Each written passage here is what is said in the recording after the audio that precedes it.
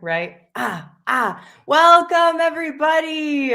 Hello, and welcome to Wholesale 101 on this wonderful hump day where our goal is to get you over the hump in your business. And today is going to be extra fun because we've got Ethan here. What's going on, guys? Hope everyone's having a great day so far. It's only about to get better if you are here. If you're just walking into class and you're sitting down, it's time to sound off. We want to know that you are in the building. We want to know what market you're working in. And if you've never done a deal before, drop me a 1 so we know who's super fresh and new. That would be wonderful. Ethan, how's your day been? Pretty incredible. I was telling you backstage, I thought my neighbor's house was on fire, but other than that, thankfully their house wasn't on fire. And, hopefully we bring that potential fire over to this call. Yes, we absolutely will today. And you would be the person to like save the entire family next door and come like running out with the baby. I can feel it. Even though I'm allergic to cats. And the cat. That's funny that you know your neighbor has a cat. Yep. If you were at my place, you'd have 11 chickens you'd have to save, a couple goats. There's some work to put in when you're out on the ranch. That sounds like a lot of like drills back and forth, reminding me of like my football days of like Yeah, I'll get you your workout for the day for Yep. sure. What have you been doing today in just like your regular business of the day? Yeah, so usually I start my day off just meeting with my team. So either with cold callers, closers. I'm in the Florida market, so we primarily focus on everything in regards to agent outreach, dispositions for our own internal team, and also direct to seller within Florida as well. So we have a pretty sizable team now. So usually in the mornings we'll meet. We do some live training for about 30 minutes before the start of every single day. And then, starting around 10 o'clock, 10:30, that's when we start hitting the phones. That's awesome. Guys, if you didn't write that down, you just got to schedule, and we haven't even fully started. Go grab your notebooks today. Be ready because he's definitely bringing it. And I'm sorry, I'm slightly distracted. I just realized my computer is going to die shortly. So that's the husband text of, please come bring me a charger. I was on the phone all day today. I didn't even realize. Everybody, welcome. I'm glad you're here. Today, I get to drive Privy and share with you why it is one of my all-time favorite softwares, especially when you are new in the business. And I think I saw a lot of 1s getting dropped. Do we have a lot of newbies in the house? If you haven't dropped a 1 because you haven't done a deal yet, you got to let me know. Woohoo! There are people in the chat. It's one of the most exciting places to be. It absolutely is.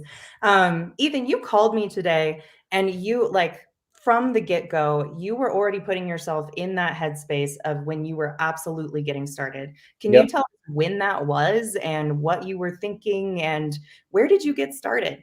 Yeah. So started in the real estate game being a mortgage banker. So for about 3 years, I was selling mortgages during the height of the pandemic. So it was obviously the greatest time to get into the business, right?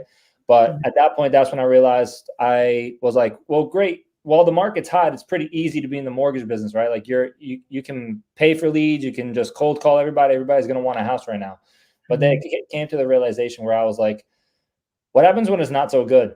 And that's when I got the idea of like, okay, I need to start looking for something else. And I was always very privy, no pun intended, to the idea of wholesaling. So I was looking around, but frankly, I did not have a lot of money to spend. Probably about like 5-10 grand if I needed to go into direct to seller, but I didn't like the idea of I need money to make money. So that's where I got into the sphere of Mr. Jamil Damji, Pace Morby, and them teaching how to get into real estate, how to do 3 to 5 deals every single month, making tens of thousands of dollars with no marketing money other than just for a few softwares, maybe tens of dollars, maybe $100, $200 a month. I was like, I can afford that for a $10,000 a month business. That seems like a pretty easy gig to me. Yeah, there are a lot of worse ways to go. This going direct to agent or MLS is absolutely the best way to start for our newbies. And that's what Privy does. It immediately gives you that data so you can jump right in. And today we're going to be doing Tampa, but have you always been in the Tampa market? Did you start? Yeah, so I started in the Tampa market. Now I'm really starting to get into the Orlando market and even starting to go more East Coast towards it. So really just Central Florida. And slowly but surely going to be, the entire state of Florida as well. Sweet. I love that. That's Florida's got it coming for him then. Now, right now, I want to jump like straight into showing you guys exactly what Privy is. If you have Privy already, will you drop me any emoji just so I know that you're familiar with it? If you don't have Privy, let me tell you, even as a licensed agent, this is my go-to for finding my buyers and finding properties. And today we're going to start with knowing our market and finding buyers, because Ethan called me and said, I think this is the way to go, because, and you had a really good way of putting it. Can you like jump straight there on like the framework and the importance of coming from knowing your market and your buyers? Yeah. So of course, in regards to just wholesaling, the idea of wholesaling is you selling the potential, right? You selling a potential investment opportunity to either a flipper, rehabber, buy and hold investor, right? So your idea is to sell opportunity. If you can't properly identify that opportunity, that's kind of as a newer individual, that's where you need to first start, right? Whether it's identifying how to comp, which Privy makes it extremely easy on being able to identify as to whether or not something is a good value or not, right? Number one. Number two, also the idea of, well, if I do have a good opportunity, how do I dispose of it, right? Either with working with a dispositions wholesaler in your market, which quite frankly, I am always going to be an advocate of, especially as a beginner, because number one, you have to really focus on either or, whether it be strictly acquisitions or strictly dispositions. We're going to show you a little bit of both here on today. That's what I plan on doing. But more or less, you really want to stick to either or. The reason why I say that is if you're in acquisitions, you get really good very quickly. You know how to speak the lingo of a real estate agent. Even if you're not the best comper in the world, even if you don't even know what comping is, appraisal rules, all that jazz, if you're connected to a very good or even a couple of very good disposition wholesalers in your area, leverage their knowledge, because number one, they'll be able to help you evaluate as to whether or not the deal is good or not, right? Yeah. And if it is, be able to help you sell it, right? So what that leaves you to do is just focus on what you're good at, which is establishing relationships with real estate agents, putting those offers on MLS properties, or going direct to seller if you so please. I love that. We talk about that so often here, that if you are fresh in the door of wholesaling, you are truly a new student to Wholesale 101. The things that you have to decide on are, what are your market? Yours is Tampa. It has been since day one. And then what angle are you going to come in at? Because we know the astro flipping way is often a micro flip. Like, the acquisition side, the disposition, and you're bringing that together. And it is a great place to start. And also, even when you're just thinking of your entry, you want to know whether you want to come as an AC or a dispo, because even in that micro flipping world, you're talking to people about how you can add value. So knowing whether you're talking about the fact that you want to bring and are going to bring deals, or whether you want to or are going to bring buyers, is super important. Mm-hmm. Absolutely. I love Jason's comment. My middle name is actually Hawk. So just as a fun little fact, it is. I love that. Jason is the bomb. My middle name is Hawk. I was named after the guy in Training Day. Really? That's amazing. Not even gonna lie. I'm going to show you guys how easy Privy is on the move, showing you my entire house so that I don't disappear from poor Ethan and leave him here alone. Even though I'm sure it would be a great class and it would be amazing. I need a charger, guys. So while I walk through my house, I'm also going to present Privy, because it is that easy. All right. Share screen. Oh dear, it's denying access. 1 second on my share screen. Ugh. New location. Privy, guys. And the charger. Right. All of the things. Thank you for your patience, everybody. We are real people. I've had a few people message me on IG. And one of the first things they often say is, oh, you messaged me back. And I'm like, yes. I'm so real. So, okay, let's jump straight in. Shake that whole movement off for me. This is Privy, guys. If you don't have Privy, I highly, highly suggest you get it. And today we're bringing you a promo code so that you can get it for cheaper. And that promo code is DAMG. If you use that code DAMG, you're going to get 30% off the annual plan or 20% off your first month if you go that route. If you're brand new and you're only thinking, okay, I've got a couple hundred a month or whatever your budget is, see if you can work in Privy, because it is the first thing that I like to point people towards. When you get to Privy, this is what it's going to look like on your main screen. If it doesn't look like this, you can reset it by hitting Privy coverage right down here on the bottom left. And we're going to jump into Tampa. But just so you guys know what you're looking at, if this is your first time. So anything that is blue has MLS coverage. That means you can see the back end in the same way that the agent can. It's giving you more data than ever. Where you see the red, that's where they're working on having those agreements for the MLS that's coming soon. And then if you see the yellow, that means anything that you're seeing is like a third-party listing data.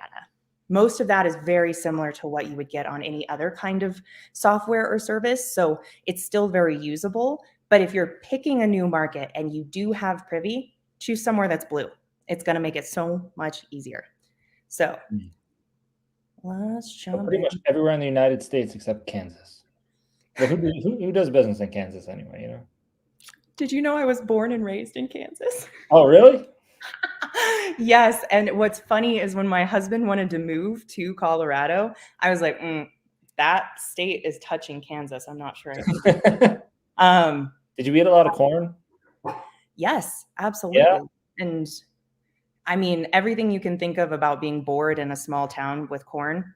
Yeah, like Sonic was the coolest place to hang out. With everybody like skating everywhere? Skating yeah, kind of actually. Did you ever see one of them fall? Yes. I've seen one. Tried not to laugh, but I did. You kind of have to. I mean, they're putting themselves out there. Okay. Tampa, Tampa, Tampa. You're down here. All right. So what I'm seeing when I'm looking at the blue dots is I'm seeing how many flips have happened in that area. And I want to say that they pull in the last 6 months. I can see that in this filter up here. So what area, just looking at this map, where should I head, Ethan? This is I'm always just going to go on the biggest bubble. So I see one around St. Pete for 1081. Boom, we're zooming in. Nice. Should we take this one? So yeah, obviously that shows that there is a lot of investor activity.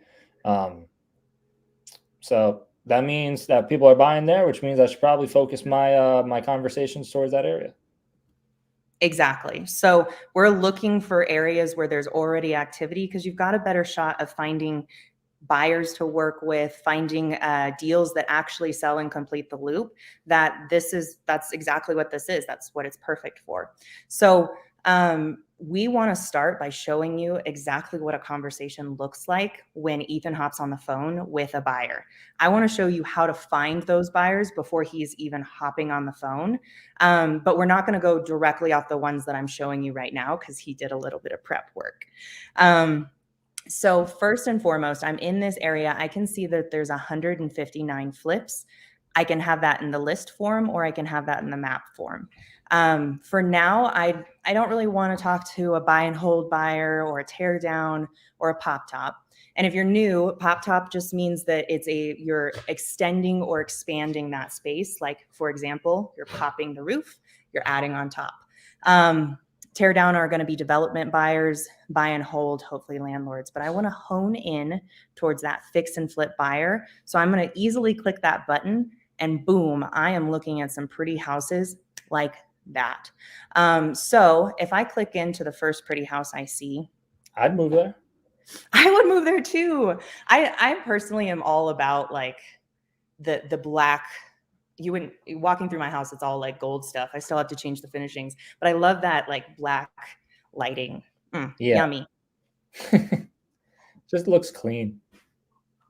It looks so clean. And that might be like one of the first things I would say to this particular buyer. It's like, this is a nice, clean looking flip. Like, you hit all the marks. So first I verify that it is a flip, and then I'm going to jump down to before and after. And in doing that, I can see when they bought it, when they sold it. Yep, it was fugly before. Now it's pretty. Flipper, cha-ching. Okay, and then you can also see where they bought at, which is huge value. I don't know where else you can find this kind of data where it's already showing you exactly what they purchased for, what they sold for, and the percentage of ARV. As an artist, anytime I can skip math, I do. And this does the math for me. So I know that buyer buys at about 46% of this particular area. Now I'm curious, because you know the Tampa market so well, what would you say is generally the percentage of ARV your buyers are picking up at? Generally about 50 to 60. That's obviously going to depend on condition, right? So seeing that this buyer picked it up at 46%, I would probably venture to say that this property was in pretty rough shape, or they just got an insanely good deal. Okay. Yeah. I mean, absolutely. And I think we can tell. Yeah, it looks like this is coming direct from public records. So they bought it off market. And often if they're coming from it on an off market property, they're hoping for a deeper discount, right? Yeah. Okay, so all of that information is already in Privy. I know I'm a total nerd for this, y'all, but if you don't have Privy, you should go get it. Easy, and yeah, and we are giving you a promo code. It's DAMG, and it'll get you 30% off the annual plan or 20% off the first month, and then you have access to this. Now, I'm gonna continue to scroll down because I want to tell you the process that Ethan used to get here, and that's in the property history. So right here, when we pull the property history up, we're looking for LLCs. Now, it can be really confusing for newbies when they see this. Who are you actually after? After the buyer. Perfect. Okay. So in this scenario. So in that particular example, it is a little weird. It seems as though there is a missing deed transfer somewhere, or like Euro Capital Investments did a deed transfer over to 2410 32nd. So maybe those might be the same owners. They transferred LLCs, or at some point they sold the property and it just is not reflecting. But that really doesn't really matter much to us. What does matter to us is that EKB Homes is the individuals that did the flip, because they're the ones that most recently bought it back in May. I think that's May. Yeah, bought it in May, and they literally just sold the property off to the retail buyer. Exactly. So when it says that it's sold for that lower number, that's was it 45 or 46%? And they were the buyer, that's who we're going to be after. So I would take that LLC name, and then what process do you put it through? So essentially from here, I'll do the standard open corporates. So once I identify who the flipper was, so in this case, it's EKB Homes LLC, that's when I'll take it into opencorporates.com. And then from there, you're looking to just figure out who's the owner of that entity, right? So this way, once you figure out that name or names, you're going to then take that into truepeoplesearch.com. All of these sites that I'm mentioning are completely for free. So the only thing that you really need access to is Privy. Everything else is free. Free is for me. So hopefully that's for everybody else as well. Yeah. When you're new in this business, you're trying to make money, not spend money. Yeah. That's kind of the beauty of going direct to agent or going direct to MLS. All right, y'all. Hope you took notes on that. Are you ready to hop on the phone, Ethan? Yeah. I'm so ready to hear you talk to buyers. Yeah. So at this point, I've like Corianne mentioned, I did a little bit of homework. So I already have about 10 buyers already skip traced. So if you guys need a little bit of clarification about the process that I just mentioned, so finding that entity on Privy, opencorporates.com, True People Search, I'm sure you guys have seen that over 1,000 times. If not, I'm sure if you go on Jamil's YouTube account, you'll find countless challenges where they go through that exact process step by step. So if you want an exact step-by-step process of all that, go through the previous challenges or go through the previous videos that Corianne goes through. I'm sure, and I'm more than confident that you guys have gone through that 1,000 times. So just in preparation, I have honestly, I have more than over 100 buyers, but I'll go through the process of calling like 100. So this way, we can at least guarantee that we're going to get one on the phone and hopefully not someone cranky. All right. Hey, So it's cranky. I I got want to this see one how you there. handle it. I'm always fine with that. Usually I just say have a great day and hang up the phone. I don't like to spend my energy on negative Nancy's. Absolutely. That's a great 100%. I think sometimes my ego like wants to push in and be like, love me. Let me show you why I'm Yep. awesome. I'm But awesome. All right. I'm going to call Mr. Joseph.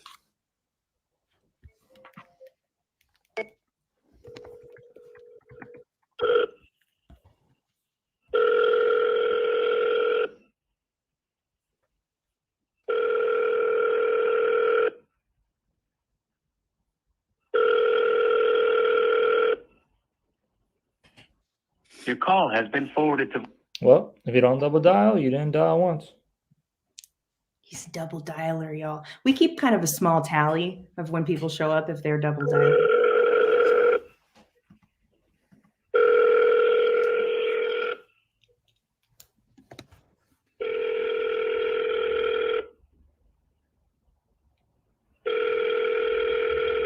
Forwarded to voicemail.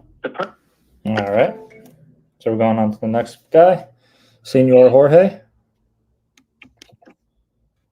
Now, normally, if I was obviously trying to get in contact with these guys after I double dial, I'll just leave them a voicemail and a text message.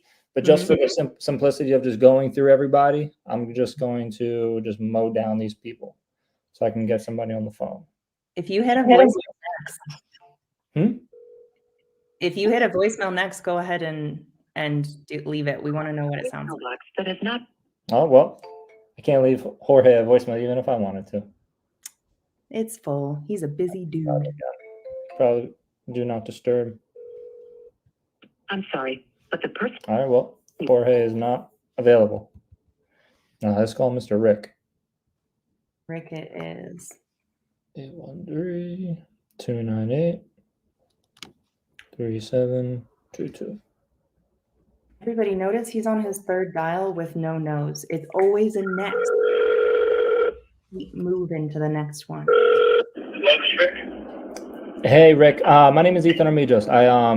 I noticed you did a flip on 3rd Street. Just out of curiosity, are you still looking to buy projects at the moment? No, man. Thank you. Gotcha. No worries. Have a great day. Well, Rick didn't want any project. Normally, I would probably say like, oh, are you just like, typically there's obviously always a reason why, right? So when anybody says like, no, I'm not really looking to purchase any projects at the moment, more often than not, it's probably an individual that doesn't do a whole lot of volume.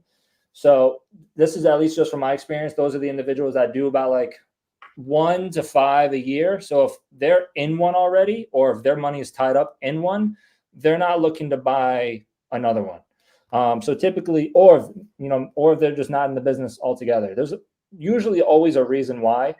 So if someone right off the bat ever says like, no, I'm not looking, I would just be like, oh, is your money tied up in something? Like, just always assume, like, don't assume like they're broke or anything. Just always assume like, oh, is your money tied up in a project right now? And that'll usually bring up the actual reason why. In my CRM, if they are usually in a project and they're not looking to just buy anything at this very moment, that's when I'll put them into a separate category in my CRM that says buyers on pause. And I just make a task for myself to call them in like 3 to 6 months. So this way, once it's time for them to buy again, I'll make sure I hit them at that given time. So now I'm on to Mr. William, 727. Love that. And guys, just so you know, I'm bringing guests that I want to learn from. And Ethan is one of my go-tos. If I'm having tech trouble or CRM trouble, I call him up and he helps me, because in regards to you need those flows. Hi, Phil. I can't take your call. Please leave a message and I'll get back. No answer from Mr. William. I'm going to call again. Normally, I've also, maybe this might be a little bit of a ninja trick, guys, but I've noticed most buyers answer between the hours of 5 and 7. That's a little bit of a ninja trick. Hi, Phil. I can't take your call. Please leave a message. So right now, it's honestly not that bad of a time to call buyers, but typically between the hours of 5 and 7, that's where I notice like the magic happens, because most people are on their way home, they're eating dinner, they're in the Burger King drive-through, one of the three. Yeah. That's some serious gold right there as to when you're seeing people pick up, because for a lot of our people that are here that are new, they've got a W-2. Yep. I bet you're home by about 6 p.m. and you can start making calls to buyers and then bring that value to somebody who's sitting on the phone all day on the act side.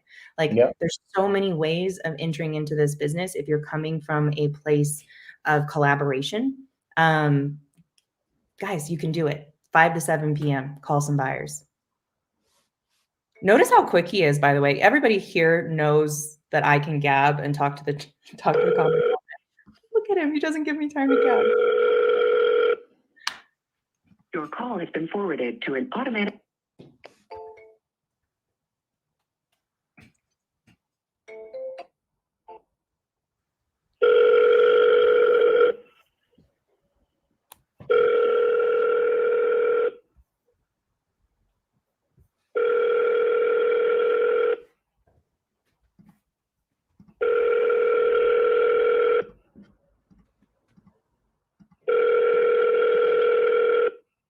Your call has been forwarded to voicemail. The person you're trying to reach is not a. All right, Okay. now I'm on to the next. I'm so glad we're doing this because one, you're a great dialer in terms of this. Thank you. And I want all of our newbies to know this is what it feels like. And this is the hardest part, is that right now, when you're uncomfortable, that nobody has picked up the phone in the last, like 4 minutes, but you're still like, maybe I'll eat the snack in the fridge instead. And you want to get up and do it, but instead you dial again. That's where you're winning. Yep. And at the end of the day, all in all, the more reps you do, the more you notice like the less emotions are out of it, right? So like most people just be like, oh, well, that guy just sounded disinterested in me, is probably what I said. It really, at the end of the day, if an individual is looking for an investment, I could have just been like, howdy, looking to buy something, and they'd be like, oh, well, what are you selling? Like if someone's interested, there's not a lot you can do that and say in your tonality, and like obviously all that is very important as well. But at the end of the day, if someone's interested, they're interested. And usually through mastering the craft via tonality, script, you can potentially convert maybe 1%, 2%, 3% more. But at the end of the day, don't beat yourself up. Just do the work. Don't try to be obsessed with having to say the most perfect things, because at the end of the day, guys, nobody's perfect. At the end of the day, everybody, you're going to get them when they're either at their best, either at their worst. They might have fought with their girlfriend or their wife earlier, or their husband, or whatever. So at the end of the day, people are people. Don't be obsessed with having to be perfect. So let's call this.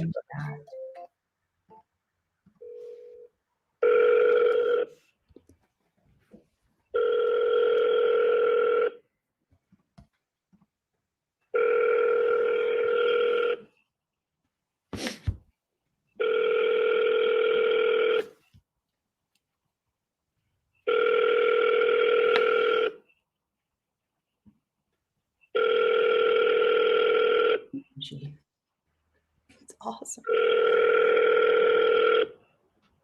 6, 1, 8, 8.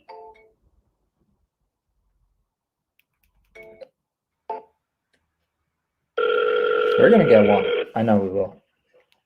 They're going to answer all my questions.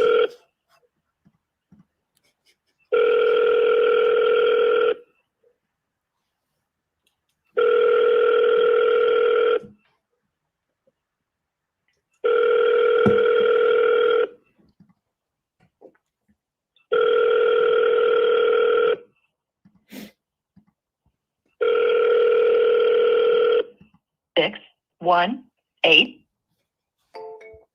All right, on to the next. So now we're about, I think, 8 in. Not too bad. Normally, Yeah. I've noticed within the hours of 5 and 7, and really just to give you guys like real world statistics, between like the solid golden hours of 5 and 7, if I call 10 people, typically I'll get about 2 to 3 to answer, with converting 1 to 2 of them to an actual end buyer. And then just like one of the guys that I just called, they're either going to be like, hey, no, I'm not interested at this moment, or I'm just not buying right now. So even between the golden hours, if you call 10, you'll probably get on the phone with 2 to 3 of them, with adding 1 to 2 of them. So that gives you the numbers. Okay, if I want to add 5 buyers a day, you probably realistically need to call about 30 actual numbers. So just as a little KPI goal to hit. 1, 2, 4. That's amazing. That's so useful, because what you guys have to remember is like sticking your butt in the chair so that you're getting these buyers. Well, okay, if you know that it's going to take you 10 minutes to call maybe 10 of them, but you're only going to be on the phone for 1 of them for a few minutes, like you can tell yourself, I just have to be here for 30 minutes. I just have to be here for an hour. I'm going to aim to talk to 2 people. And those 2 people, and I will die on this hill in terms of dispo for wholesalers. I much rather you have 2 people that will pick up the phone for you than 200 email addresses. Yep. As an AC person, if you throw my deal through your 200 addresses, it is a system that works. And also, it is not a useful system. It will cause so many like problems and kind of like trip ups that's why we use cool dispos like Keegley, because they know their buyers and they're reaching out to those people that they know are going to click. And so there's my, okay, I'll get off my soapbox for a second. We'll let you go. Let's see if James, and then I see a couple questions in here that I would love to get to as well. Absolutely.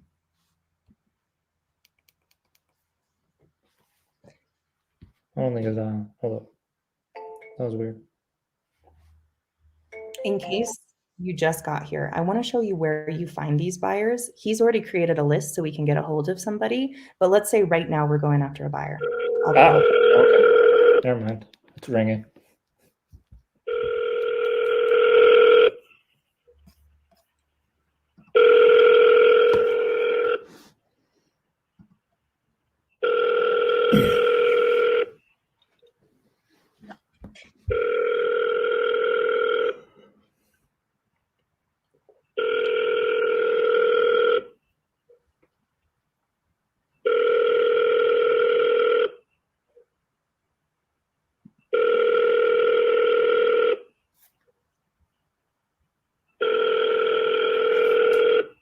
This guy's phone number is ringing forever.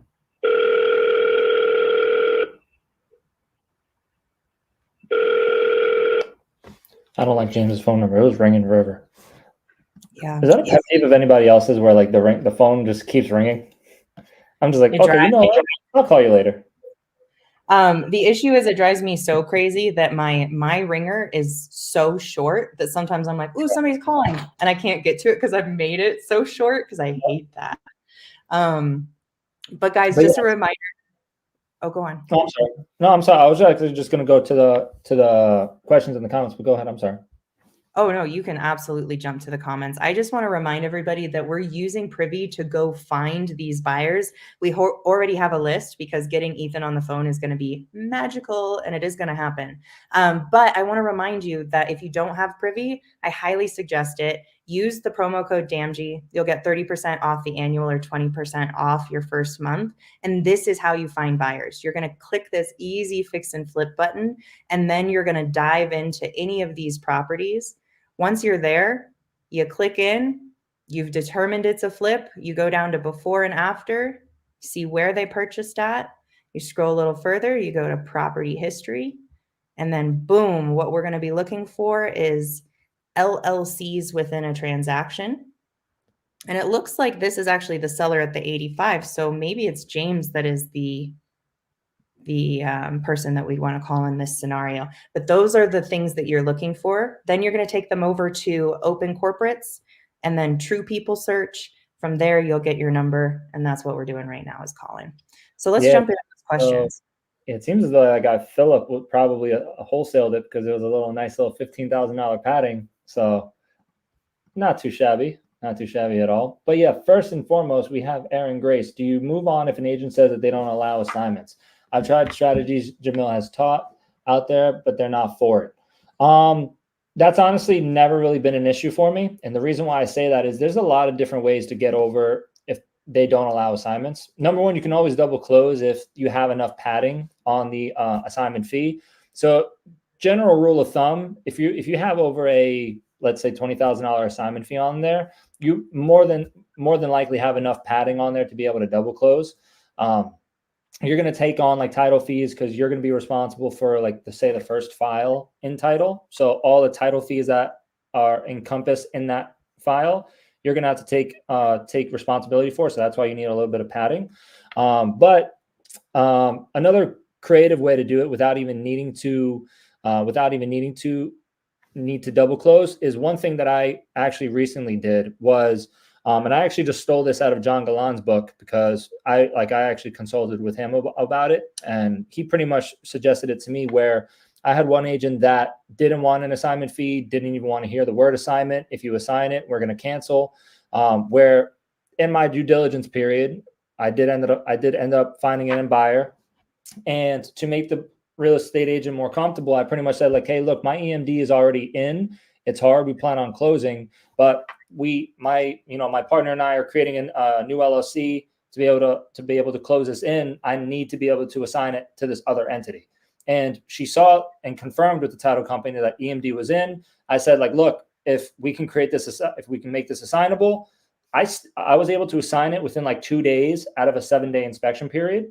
So I pretty much made the agreement with her. I'm like, hey, I don't need I don't need to renegotiate on price. I don't need anything. I just need this to be assignable, right? So what that does is that can always be renegotiated, just like price can be renegotiated, just like, when you're closing on the property can be renegotiated.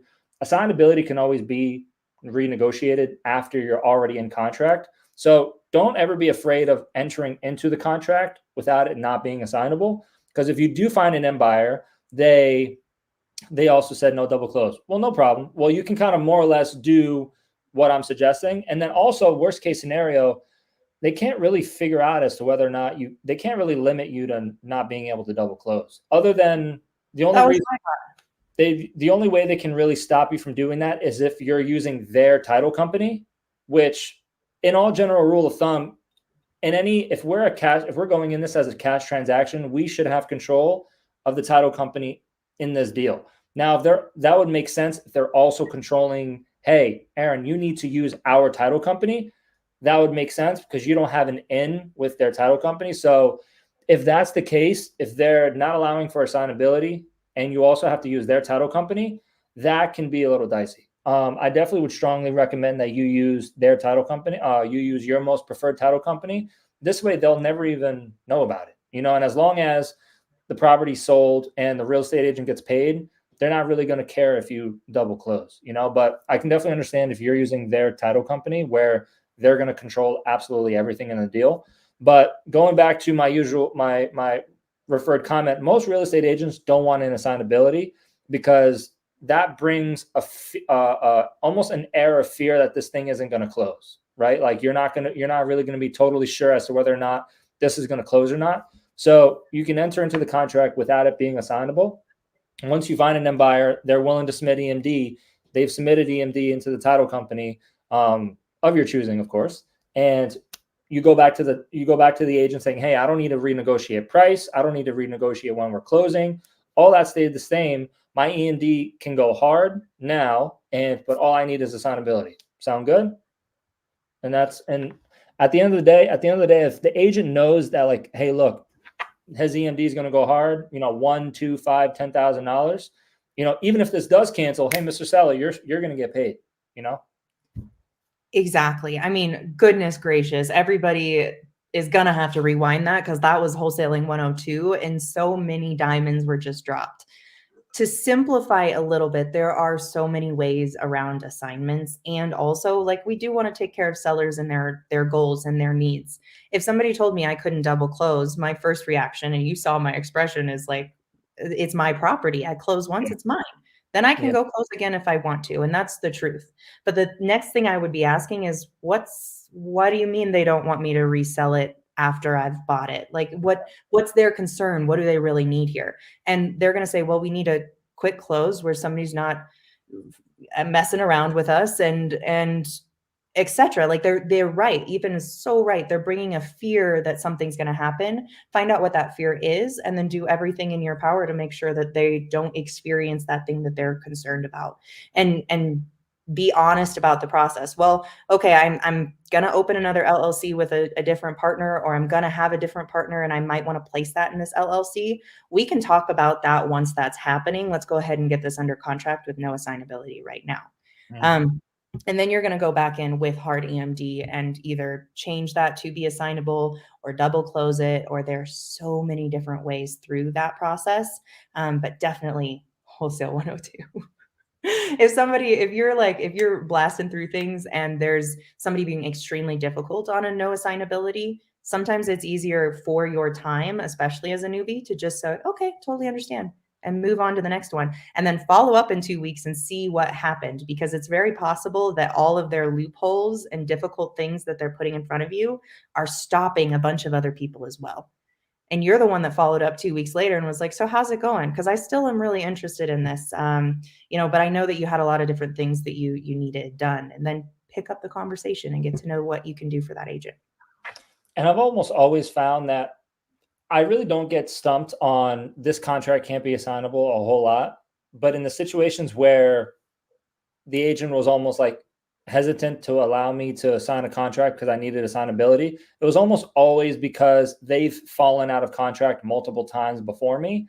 And that's what those other previous, previous people that they were under contract with had. So they were like, oh, this must be the cause of concern. These individuals must be, wholesalers, whatever. So, Ethan, no assignabilities for you. It's almost always because they've been hurt in the past. So as long as you just come in and whether you're working with a dispositions wholesaler or you already have your own end buyers that for a fact, if I get this at this specific price, this will sell. If you come in with that type of confidence to say like, no, I'm going to be closing on this, I just need this assignability clause.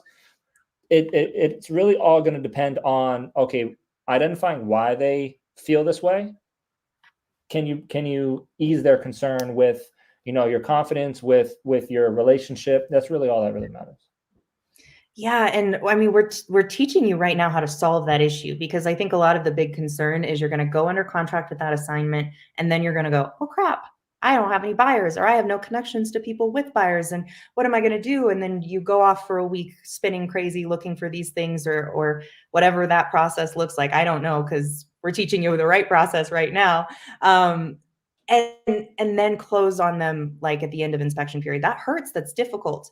They've just spent 7-10 days expecting that this is going to close. They're already visualizing the future. So in a lot of ways, having market knowledge, having buyers and or dispo partners with those buyers to confirm numbers, that solves that issue, because you already know the movement in the market. So anything that you're picking up, you have a much higher chance of it being assigned and not disappointing that seller.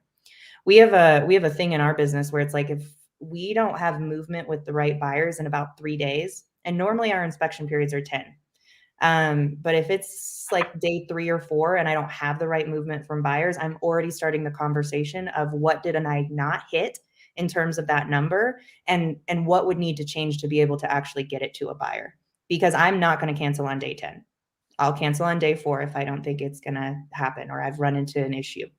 Right. Yeah. Typically what I've found is you already know the answers to your deal within about day 3, day 4, as to whether or not you're locked up too high or the condition's a lot worse. And that's what makes it unattractive for an end buyer.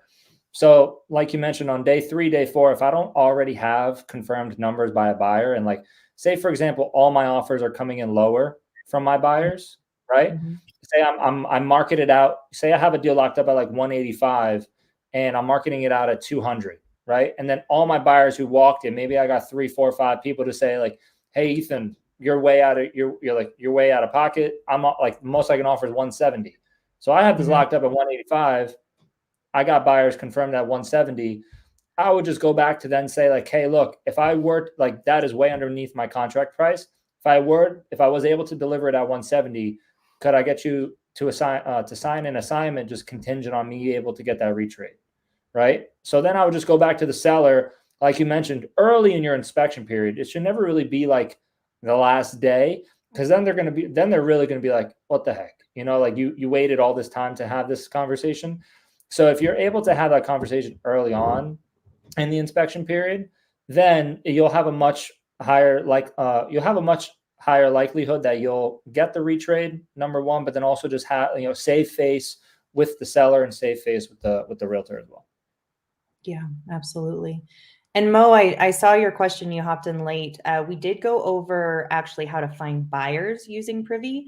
And I do have a few more that you want to try to call, Ethan, and see if we can get on the phone. Because then if we find a buy box, we can go see if we can find a deal that fits. Absolutely. And minutes can be a long time.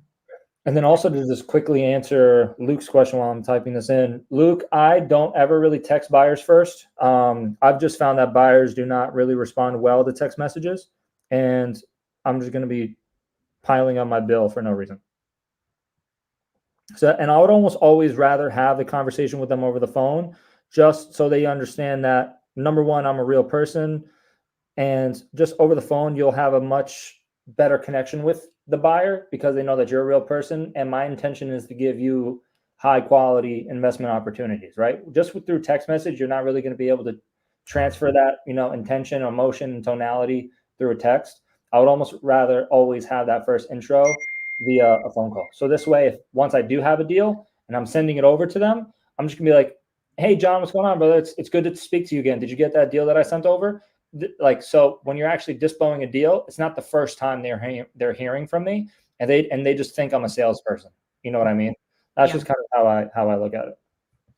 I love that. And I do think that's one of the best ways to approach buyers. I've noticed the conversion rate is way better on that. And I text buyers. For the most part, if I'm going after buyers for a specific deal, I will call them very direct about that deal, but I most likely already have them in my database because I have a system that is texting buyers. And I am losing money for sure on many of those people that say stop. I'm also gaining conversations through, I would say, probably 20 to 30% of those people. So it kind of depends on how you want to approach it. But calls is all you need because, like we said, you only need 2 to 5 good buyers that'll pick up the phone for you over 200 email addresses. Yeah, absolutely. Let's get Ethan on the phone. I'm so excited, y'all. Please leave your message for 8. Leave a message. Wow. I want to know what his message sounds like. Andy. I don't know why it reminds me of pumpkin pie, but it does. Please leave your message. All right, Andy. You don't want to pick up the phone? On to the next. Mr. Steven, 140 410 5.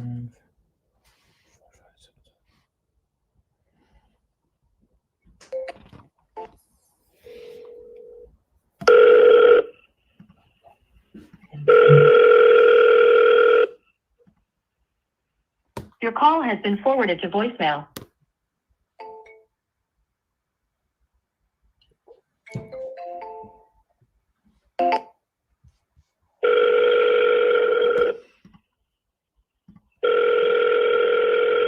Your call has been forwarded to voicemail. All right, I'm going to try one more person before 727.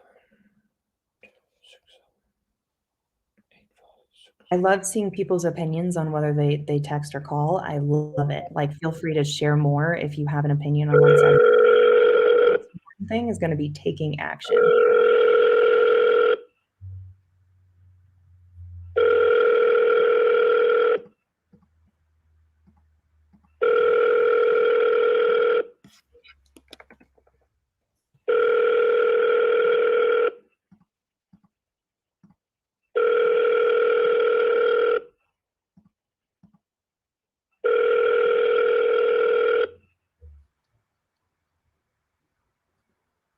Please leave your message.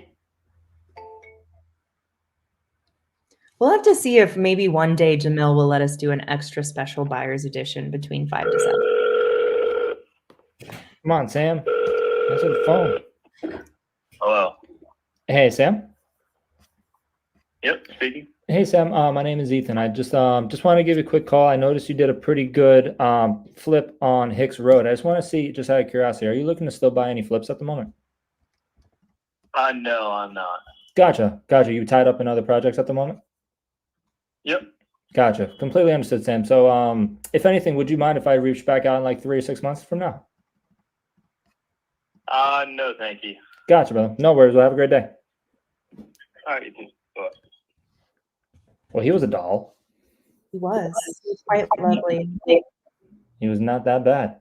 So honestly, like with buyers, like you never really have a bad conversation. It's either like, yeah, I'm looking for stuff. What do you got? Or no. I'm like, okay, bye.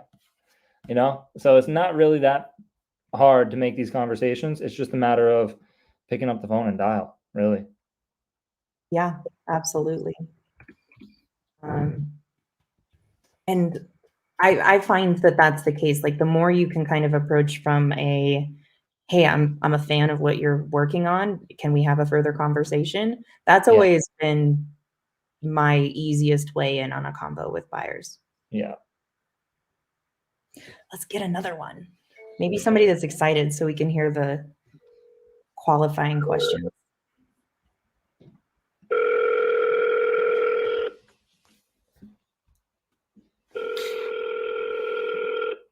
A mailbox belonging to 81. Hassan, answer the phone. I kind of want to be like Jamil and make these accents. Bring your best. Hello? Oh, well, that wasn't nice, Hassan. All right, on to the next. On to the next. Y'all, this is so important if you were Okay, we got disconnected. Oh, connected and then disconnected? Yeah. So he just picked up and just probably just hung up. That's fine. 772 834 762. What if they like ask you if you have anything and you don't have anything? Well, in this particular area, I do. I'll answer that question.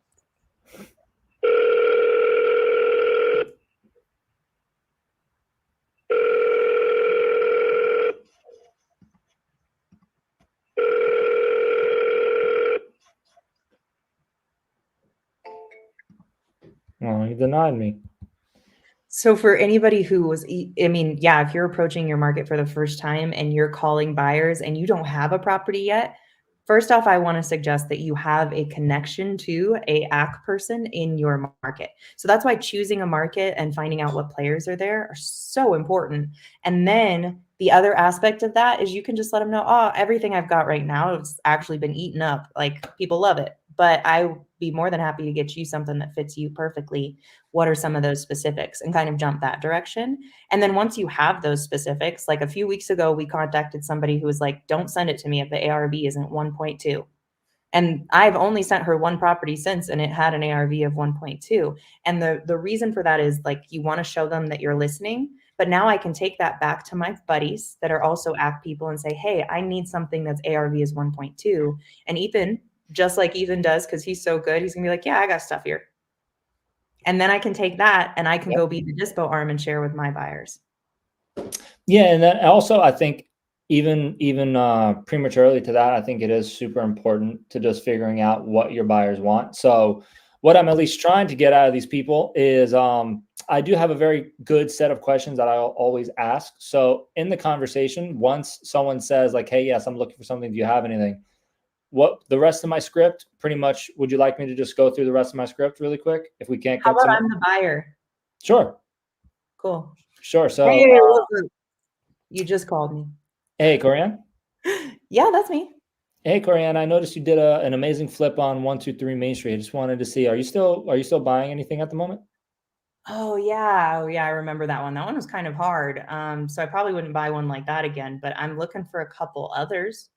Gotcha. What made it hard, if you don't mind me asking? Oh, that one was a pop top. I had to take off the roof and add to it. Dang. So it was a lot more involved. Like, did you go in thinking it was a little bit easier, or was that like a complete surprise? That was a complete surprise. Like I didn't realize that the ARV when I bought was going to need that. So yeah, I don't like those. I don't want an addition play. I don't like pop tops, but I'm looking for something that could be cosmetic and easy. Awesome. Yeah, and Corey, and honestly, what I definitely would love to say right off the top is I definitely would love to send you anything that really comes across my way. So I definitely would love to get a good idea as to what you're looking for. But just so you know, like I'm always going to give you stuff, and I'm always going to give you any type of investment opportunity, and I'm going to let you know transparently exactly what you could expect. So if it's going to be a pop top, I'll let you know if it's a pop top. But if it doesn't need any form of additions or anything like that, I'm going to let you know and transparently about that as well. Awesome. I love that. I don't like to spend a lot of time. I just want to find the right deal and get it bought. So I do work with a few wholesalers, but I rarely. Amazing. Gotcha. Yeah. And honestly, just to share a little bit about myself, I do own my own wholesale investment company that specializes in creating great off market opportunities. We are direct to seller on every single deal we get, which is why it's super important for me just to get to know what you look for, right? So this way, our acquisitions team knows exactly what to find for you. So if you do have a couple minutes, I'd love to see what you look for. This way, anytime we get a good deal, you'll get access to it 48, 72 hours later before we send it off to everybody else. Sound fair? Yeah, sounds like a great deal. And I'm happy to hear that you're taking some specifics so I don't have to look at trash.